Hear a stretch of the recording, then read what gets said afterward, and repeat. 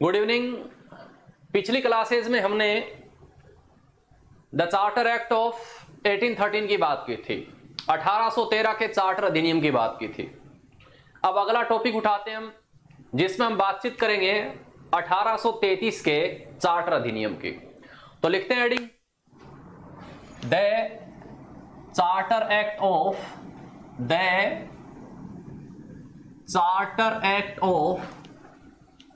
1833 यानी 1833 का चार्टर अधिनियम। देखो, इस कानून में 5 चीजें इंपॉर्टेंट है, 5 प्रोविजंस हैं जो हमारे एग्जाम में अक्सर पूछे जाते हैं। कौन कौन से हैं इसकी बात हम करेंगे। देखो, इसमें पहला प्रोविजन तो ये इंपॉर्टेंट है कि इसमें एक नया पद बनाया गया और उस पद का नाम है गवर्नर जनरल ऑफ इंडिया। या मैं कहूं, पहले जो बंगाल का गवर्नर जनरल था ना, उसको प्रमोशन दे दिया गया और उसे बना दिया गया इंडिया का गवर्नर जनरल, तो ज्यादा सही रहेगा। ठीक है भाई, तो ये चीज हुई। अब ये क्यों हुई, इसे थोड़ा ऐतिहासिक तरीके से हम समझेंगे। देखो, वो तारीख थी 23 जून 1757, तब हुआ बैटल ऑफ प्लासी। और इस प्लासी के युद्ध में क्लाइव ने क्या किया, सिराजुद्दौला को हरा दिया। हराते ही बंगाल पर अंग्रेजों का कब्जा हो गया।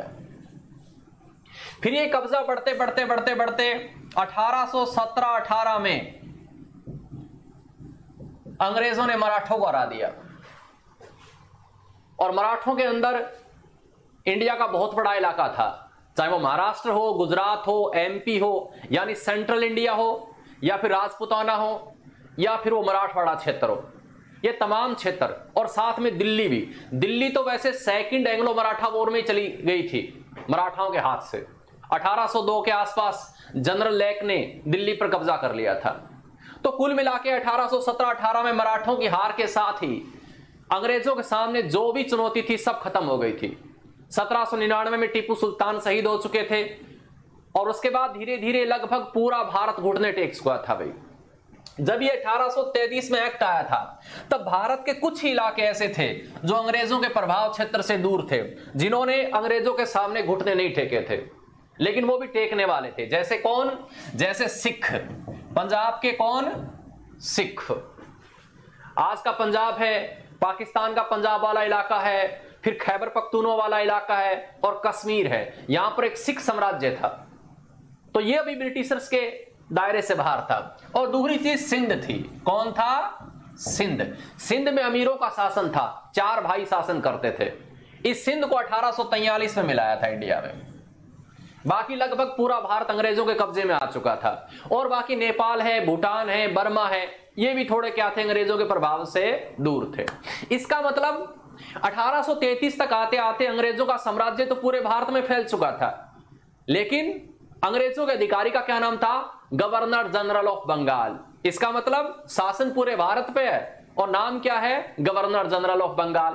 तो 1833 के एक्ट में पहला काम यह किया गया कि उसका नाम चेंज कर दिया गया और अब कर दिया गया गवर्नर जनरल ऑफ इंडिया,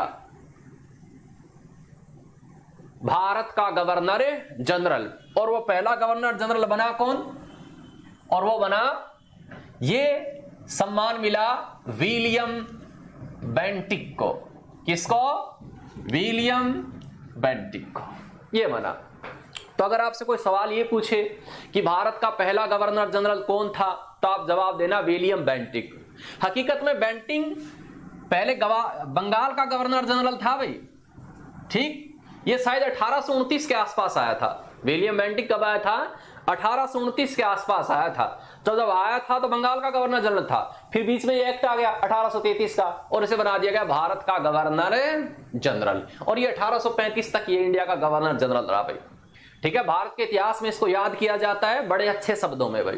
तो ये तो था पहला पॉइंट भाई। अब दूसरा पॉइंट की बात करते हैं हम। किसकी बात करते हैं? दूसरे पॉइंट की। और दूसरे पॉइंट में हम क्या करेंगे? विधि सुधार की बात करेंगे। किसके सुधार की बात करेंगे? विधि सुधार की भाई। ठीक है, लॉ रिफॉर्म की बात करेंगे। अब मैंने जो पहला पॉइंट आपको लिखाया था उसे मुझे बोल के लिखाने की जरूरत नहीं है, आप लिख लेना, ठीक है ना। इसमें कैसे लिखोगे, इस अधिनियम के द्वारा बंगाल के गवर्नर जनरल का पद नाम भारत का गवर्नर जनरल कर दिया गया, ठीक है भाई, प्रमोट कर दिया गया। और भारत का पहला गवर्नर जनरल कौन बना, विलियम बेंटिक बना। ये पहला पॉइंट हो जाएगा। अब सेकंड पॉइंट की बात करें विधि सुधार की, लॉ रिफॉर्म की। 1833 के एक्ट की मैं समझता हूं सबसे इंपॉर्टेंट बात यही थी भाई। विधि सुधार में क्या किया गया, देखो पहले तो अंग्रेजों का कुछ इलाकों पर कब्जा था, अब चूंकि पूरे भारत पर कब्जा हो गया तो उन्होंने वही आदर्श रखा, देश एक तो देश का कानून एक। अब सारे देश के कानून को एक करने के साथ साथ उसमें सुधार करने की भी बात चली। इंडिया में पहले क्या होता था, हर 5-10 किलोमीटर में कानून भी बदल जाते थे। एक ठाकुर साहब के कानून को छोड़ रहे हैं, 10 किलोमीटर बाद ठाकुर साहब का एरिया खत्म, नए ठाकुर नए कानून, सिस्टम ये चलता था। इंडिया में हजारों प्रकार के कानून थे। अब कोर्ट्स नए नए बन चुके थे पूरे इंडिया में, अंग्रेजों ने कोर्ट्स बना दिए थे। तो फिर ये जरूरत आ पड़ी कि एक तो कानून सारे देश में एक जैसे होने चाहिए और दूसरा कानून आधुनिक होने चाहिए, मॉडर्न होने चाहिए, यूरोपीय बेस्ड कानून होने चाहिए। इंडिया के पुराने कानूनों की अब जरूरत नहीं होनी चाहिए, ठीक है ना। ये काम वैसे कार्नवालिस ने किया था 1793 में, कानूनों में सुधार किया था और उसने बनाया था कार्नवालिस कोड यानी कार्नवालिस संहिता। और पहली बार इंडिया में आधुनिक कानून लागू किए थे, लेकिन वो बंगाल तक सीमित थे। अब थोड़ी कमी समी रह गई, वो इस चार्टर एक्ट के द्वारा क्या की गई, पूरी की गई। अब इस विधि सुधार में किया क्या क्या गया वो थोड़ी बात करते हैं। देखो विधि सुधार में 3 बातें की गई। कितनी बातें की गई, 3 बातें की गई।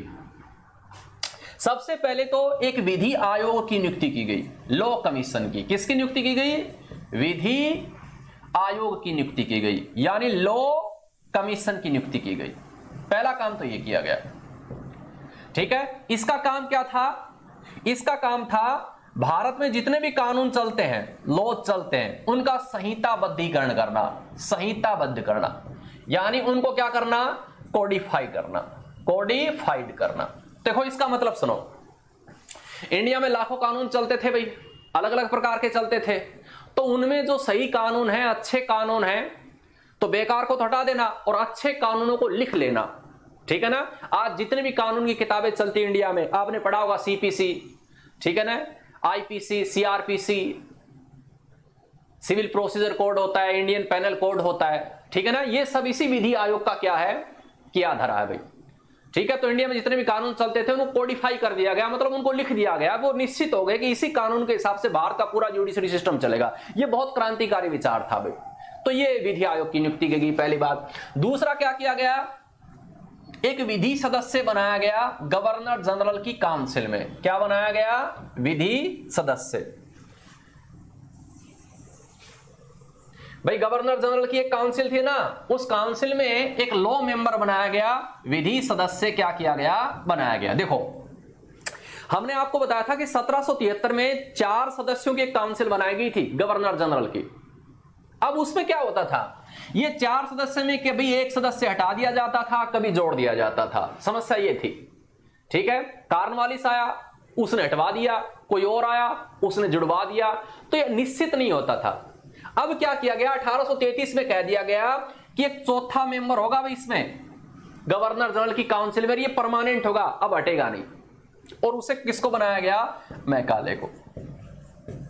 यानी गवर्नर जनरल की जो परिषद है ना, इस परिषद में एक परमानेंट मेंबर ऐड कर दिया गया और वो विधि सदस्य था, यानी लॉ का एक्सपर्ट था। और वो लॉ का एक्सपर्ट कौन था, मैकाले था। ये वही मैकाले है भाई जिसने भारत में अंग्रेजी शिक्षा की शुरुआत की, भारत में आधुनिक शिक्षा की शुरुआत की, ये वही मैकाले।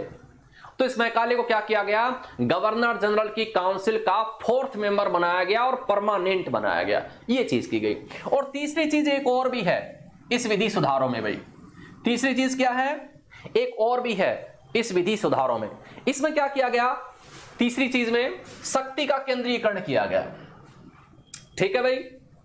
देखो अगर आपको विधि आयोग बना दिया आपने, आपको कानूनों को एक जगह रखना भी है, ठीक है ना, एक कानून के एक्सपर्ट भी आपने ले लिए अपनी टीम में, इसका मतलब अब आप जो करने वाले हो इसमें आपको पावर चाहिए और इस चीज के लिए तीसरा पॉइंट रखा गया। इसमें क्या किया गया, शक्ति का केंद्रीकरण किया गया। यानी पहले जो प्रेसिडेंसी में गवर्नर्स थे ना, वो अपने इलाकों में कानून बनाते थे भाई। जैसे बंबई में है, जैसे मद्रास में है, जैसे आगरा में है, जितनी भी प्रेसिडेंसी होती थी उसमें गवर्नर क्या करते थे, उनकी भी काउंसिल थी, 2-4 मेंबर्स उनमें भी होते थे, है कि नहीं। तो वो क्या करते थे, कानून बनाते थे। इन कानून बनाने की शक्ति क्या कर दी गई, खत्म कर दी गई।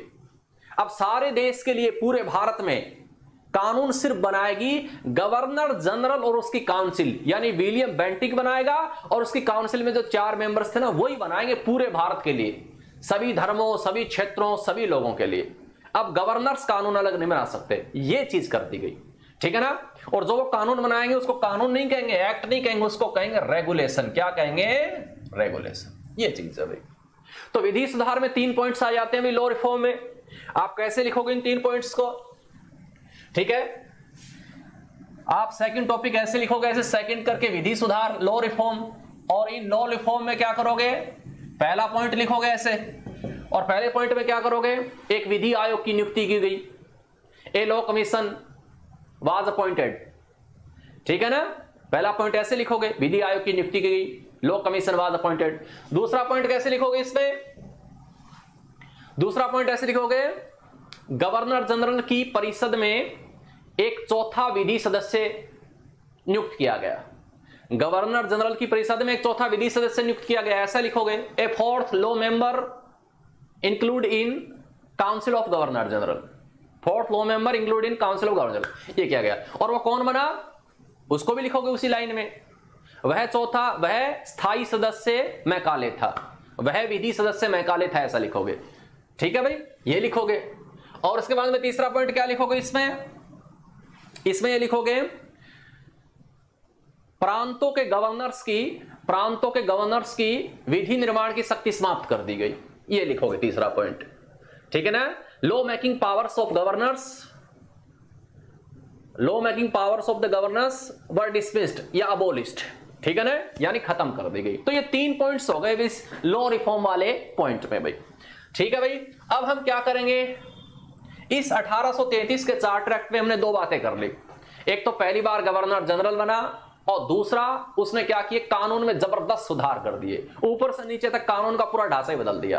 अब क्या करेंगे हम, तीसरी बात करेंगे। क्या करेंगे हम, तीसरी बात करेंगे। देखो तीसरा काम क्या किया गया, कंपनी की जो ट्रेड मोनोपोली थी वो पूरी तरीके से ही खत्म कर दी गई। क्या कर दी, पूरी तरीके से ही खत्म कर दी। 1833 में हमने पढ़ा था ना, चाय और चीन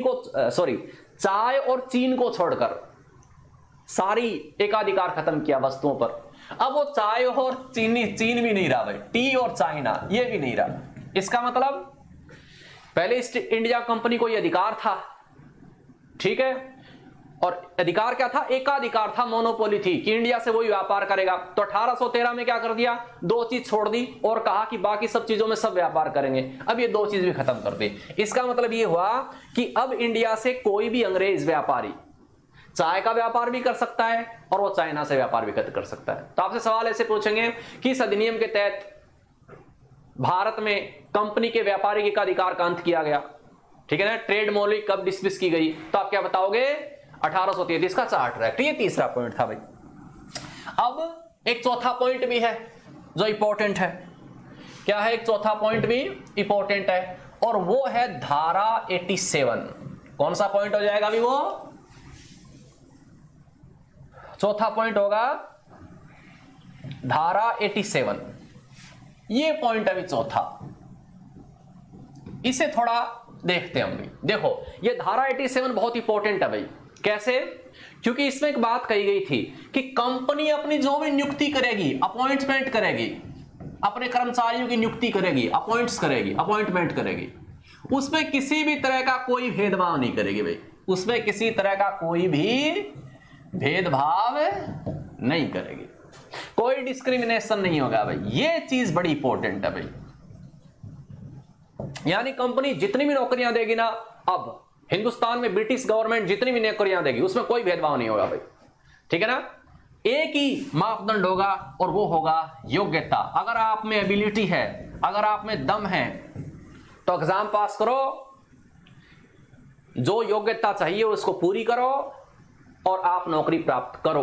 भारत के इतिहास में यह बड़ा क्रांतिकारी कदम था, इससे पहले ऐसा कुछ नहीं था। हालांकि ये सब कहने की बातें थी, इसे पूरी तरह से इंप्लीमेंट नहीं किया, लेकिन हां इसकी शुरुआत कर दी गई थी भाई। भारत में सिस्टम क्या था, हिंदुओं में तो पूरी तरीके से भेदभाव था, ठीक है। क्षत्रिय है तो सारी सरकार नौकरी आपके पास ही रहेंगी, अगर आप ब्राह्मण हैं तो शिक्षा का और मंदिरों का काम आपके पास रहेगा, अगर आप वैश्य हैं तो व्यापार रहेगा, अगर आप शूद्र हैं तो कोई खेती करेगा, कोई पशुपालन करेगा, निश्चित चीजें थी। मतलब अगर आप पंख उड़ा के आसमान में उड़ना चाहते हैं, पंख फैला के, तो आपके लिए कोई आसमान नहीं था भाई। ये सच्चाई है भाई। ज्यादातर पॉपुलेशन थी वो भेदभाव का शिकार थी, ठीक है ना। आपने महाभारत में कहीं पढ़ा होगा, कर्ण का एक भाई था सोण, और उसने वेद मंत्र का पाठ कर लिया था, तो धृतराष्ट्र की सभा में उसकी जीवा काट दी गई थी। मतलब उसको पिघला हुआ कहते हैं, शीशा डाला था। कहते तो सोना है, लेकिन सोना कौन डालेगा, शीशा डाला होगा। और उसमें क्या हो गया था, उसकी मृत्यु हो गई थी। तब कर्ण ने शपथ खाई थी कि मैं शस्त्र उठाऊंगा और मुझे महात्मा भीष्म भी नहीं रोक पाएंगे। तो इसका मतलब यह है कि यह सिस्टम था प्राचीन भारत में, भेदभाव था। मुस्लिम्स में भेदभाव था। जितने भी तुर्क सुल्तान आए थे वो क्या करते थे, ऊंची जाति के तुर्कों को नौकरियां देते थे। फिर मोहम्मद बिन तुगलक आया, उसने योग्यता मापदंड स्थापित कर दिया, तो सारे के सारे जितने भी तुर्क है ना उसके पीछे पड़ गए, उसके साम्राज्य को ले डूबे। लेकिन अब धारा 87 आ गई भाई कि कोई भेदभाव नहीं होगा नियुक्ति में किसी तरह का। अब इसी से भारत में क्या कहते हैं, फंडामेंटल राइट्स की शुरुआत है भाई। भारत के संविधान में भाग 3 में लिखे हैं ना भाई, पार्ट 3 में मौलिक अधिकार, उसकी शुरुआत इसी आर्टिकल, इसी धारा 87 से है भाई। अगर हम भारत के मौलिक अधिकारों का इतिहास पढ़ें, हिस्ट्री ऑफ फंडामेंटल राइट्स पढ़ें, तो इसकी शुरुआत यहां से मानी जाएगी भाई। ये चीज आप याद रखना। खैर, ये कौन सा पॉइंट हो गया, चौथा पॉइंट हो गया। अब देखते हैं हम 5वां पॉइंट। क्या देखेंगे हम, 5वां पॉइंट, ठीक है भाई। और 5वां पॉइंट क्या है, 5वां पॉइंट और भी अच्छी बात है इसमें क्या किया गया, दास प्रथा पर रोक की बात की गई। दास प्रथा पर रोक की बात की गई, ठीक है ना। इसका मतलब प्रोविजन ऑफ स्लेवरी सिस्टम, इसकी बात की गई भाई। देखो भाई, पूरी दुनिया में दास इतिहास में हमेशा से रहे। प्राचीन सभ्यता, आपने यूनान का नाम सुना, ग्रीस का, रोम का नाम सुना, वहां तो दास खूब सारे थे। सोसाइटी के ज्यादातर लोग दास ही थे, गुलाम ही थे। रोम में तो ग्लैडिएटर बनाकर उसको अखाड़ों में उतारा जाता था और वहां उनकी मौत हो जाती थी। एक मूवी भी आई थी ग्लैडिएटर, अगर आपने देखा हो तो वैसे भारत में दास कम ही थे, लेकिन जो ही इंडिया में मुस्लिम स्टेक हुए तो दासों की संख्या बहुत बढ़ गई थी भाई। एक शासक था इंडिया में, उसका नाम भूल गया मैं, फिरोज शाह तुगलक। फिरोज शाह तुगलक के पास कहते हैं कि 1,84,000 गुलाम थे। गुलामों की पूरी फौज खड़ी कर रखी थी। गुलाम बेचने वाले और कहीं नहीं जाते थे, जाके सुल्तान के पास गुलाम बेचा जाते थे। तो ये सिस्टम था। दास प्रथा बहुत बुरी प्रथा थी, जानवरों की तरह इंसानों को खरीदा बेचा जाता था। लेकिन इस शार्ट ट्रैक्ट में ये अच्छी बात कही कि अब इंडिया में दास प्रथा पर रोक लगाई जाती है। इसी प्रोविजन के तहत 1843 में इंडिया में कानून बना, और कानून बना के पूरी तरह से दास प्रथा पर रोक लग गई भाई, ठीक है। अब एग्जाम में क्या करते हैं, ये प्रोविजन तो नहीं पूछते कि 1873 के एक्ट के तहत, ये प्रोविजन पूछते हैं। अब इसको थोड़ा समझो। देखो, हमारे संविधान का आर्टिकल 17 है। क्या है, आर्टिकल 17 है। आर्टिकल 17 क्या कहता है, अस्पृश्यता पर रोक, छुआछूत पर रोक, यानी प्रोविजन ऑफ अनटचेबिलिटी कहता है, ठीक है। आर्टिकल 17 में कह दिया कि कोई छुआछूत नहीं करेगा। लेकिन इस आर्टिकल 17 को इंप्लीमेंट करने के लिए, इन्फोर्स करने के लिए, लागू करने के लिए हमें कानून बनाना पड़ा, ठीक है। और वो कानून बना 1955 में। आजकल उसको सिविल राइट्स एक्ट कहते हैं। इसमें कहा गया कि अगर कोई छुआछूत करेगा तो उसको 7 साल तक की सजा हो सकती है भाई, ठीक है ना। इसका मतलब संविधान में, कॉन्स्टिट्यूशन में अगर कोई प्रोविजन है तो उसको इंप्लीमेंट करने के लिए हमें कानून बनाना पड़ेगा। तो इस दास प्रथा वाले रोक को इंप्लीमेंट करने के लिए कानून कब बना, 1843 में, जो बहुत इंपॉर्टेंट है भाई। आपसे अक्सर एग्जाम में सवाल पूछेंगे इंडिया में दास प्रथा पर रोक कब लगी, तो 1833 नहीं करना, आपको 1843 करना है। तो ये 5 पॉइंट्स थे जो बहुत ही इंपॉर्टेंट थे भाई, ठीक है भाई। मैंने आपको बताया। अब इसको लिखना कैसे है वो भी बता देता हूं मैं आपको भाई। कई स्टूडेंट्स ऐसे होते हैं कि बिना नोट्स बनाए उनको आत्म संतुष्टि प्राप्त नहीं होती, याद हो जाए तो भी। तो पहला पॉइंट तो मैंने बता ही दिया था आपको। सेकंड पॉइंट में क्या बताना था आपको, लॉ रिफॉर्म्स बताने थे, और 3 पॉइंट्स बताए थी मैंने, वो भी बता दिया था मैंने। इसके बाद में मैंने तीसरा पॉइंट बताया था, व्यापारिक एकाधिकार खत्म कर दिया, ठीक है ना। तो आप इसको लिख दो, इस अधिनियम के द्वारा कंपनी का व्यापारिक एकाधिकार पूर्णतः समाप्त कर दिया गया अकॉर्डिंग टू दिस एक्ट। ठीक है ना, the British government abolished totally trade monopoly of east India company, मतलब पूरी तरह से व्यापारिक एकाधिकार समाप्त कर दिया गया। इसके बाद में चौथा पॉइंट क्या था, धारा 87, तो आप उसको लिख लेना, सेक्शन 87। ठीक है, और इसमें क्या लिखोगे, इसमें कंपनी की नियुक्तियों में किसी भी तरह के भेदभाव पर रोक लगाई गई। ठीक है भाई, provision of discrimination in appointments of company employments, provision of discrimination in employment of company. ठीक है भाई, कंपनी की नियुक्तियों में किसी भी तरह के भेदभाव पर रोक लगाई गई, ये चीज लिखना आप। ठीक है ना, और ये चीज भी लिख लेना एक लाइन कि यहीं से भारत में मौलिक अधिकारों की शुरुआत होती है। It's beginning of fundamental rights in India. Bharat में मौलिक अधिकारों की क्या होती है, शुरुआत, बिगिनिंग्स ऑफ फंडामेंटल। तो चौथा पॉइंट हो गया। इसके बाद में 500 पॉइंट क्या लिखना है, दास प्रथा पर रोक, प्रोविजन ऑफ स्लेवरी सिस्टम। और इसके नीचे ये चीज लिखोगे नोट लगा के, इंपोर्टेंट बना के, कि 1843 में दास प्रथा पर रोक लगाई गई कानून बना के। ठीक है ना, ये चीज है। अब एग्जाम में सवाल कैसे पूछेंगे इसमें वो भी बता देता हूं मैं, लगे हाथ। देखो भाई 1833 के पहला सवाल तो यही इंपॉर्टेंट है कि विलियम बेंटिक भारत का पहली बार गवर्नर जनरल बना, भारत का पहला गवर्नर जनरल बना भाई, ये इंपॉर्टेंट है। उसके बाद में दूसरी चीज क्या इंपॉर्टेंट है, ट्रेड मोनोपोली वाला भी याद रखना कि पूरी तरह से इसको क्या कर दिया गया, खत्म कर दिया गया, इसमें सवाल बनता है, ये इंपॉर्टेंट एग्जाम में। तीसरी चीज क्या इंपॉर्टेंट है, फोर्थ मेंबर कौन बना, मैकाले। ठीक है, और इसके अंडर में क्या बना, विधि आयोग की नियुक्ति की गई। ठीक है भाई, लॉ कमीशन, लॉ कमीशन। ठीक है ना, पहले विधि आयोग की नियुक्ति इंडिया में कब की गई, 1833 के चार्टर एक्ट के द्वारा, और मैकाले फोर्थ मेंबर बना। एग्जाम के लिहाज से ये इंपॉर्टेंट है। चौथी चीज ये देखिए, धारा 87 वाला नॉर्मल एग्जाम में नहीं पूछता, अपर लेवल के एग्जाम में पूछता है, मौलिक अधिकारों के बिगिनिंग की। ठीक है ना, और उसके बाद में क्या है, 1843 दास प्रथा पर रोक, ये आपसे पूछेगा भाई। ये चार चीजें इंपॉर्टेंट है भाई एग्जाम के लिहाज से। कितनी, चार चीजें इंपॉर्टेंट है। अब देखिए ये इतने बड़े क्रांतिकारी चीज क्यों किए गए, 2-3 मिनट और लूंगा आपकी, और इसमें आपको कुछ थोड़ा बता देता हूं।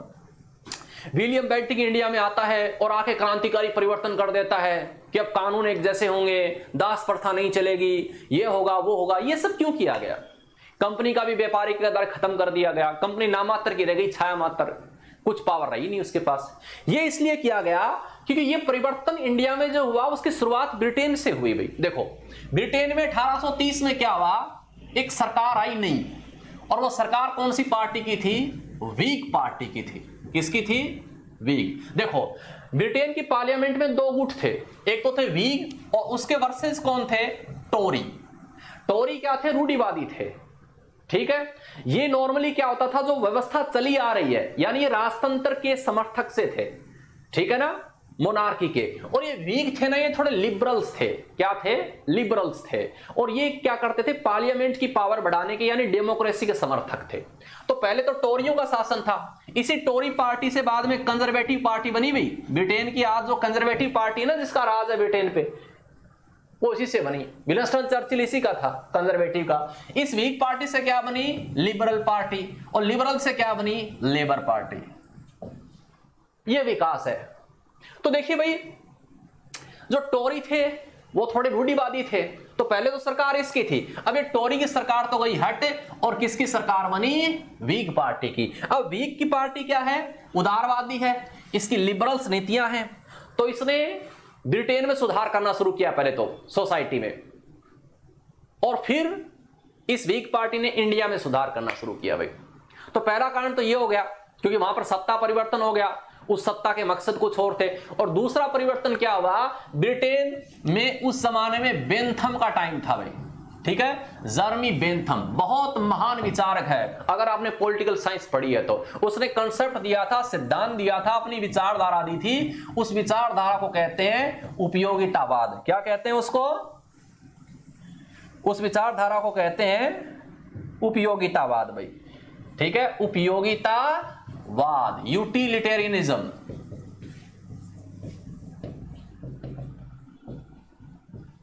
ये विचारधारा दी थी इसने कहा था कि मनुष्य के जीवन के दो ही स्वामी हैं, सुख और दुख, बस इसी के लिए जिंदा रहता है। जो चीज हमें सुख देती है वो अच्छी है और जो दुख देती है वो बुरी है। इसने 1 लाख पेज लिखे अपनी जिंदगी में। कितने पेज लिखे?